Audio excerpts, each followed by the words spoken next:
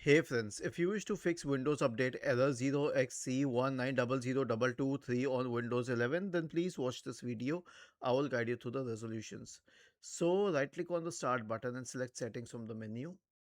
Now go to the system tab on the list on the left hand side. In the right pane select troubleshoot. Other troubleshooters, click on run corresponding to the Windows Update troubleshooter. Now, if this works well and good, if not, then we have a script for you.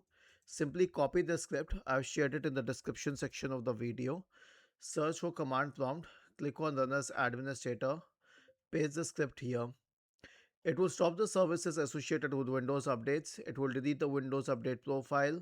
It will delete the software distribution and cat2 folders. It will re-register the DLLs. It will reset WinSock and finally restart the services.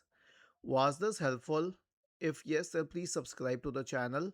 If not, then let us know in the comment section of the video on how we could help you further. Thank you for watching this video and have a nice day.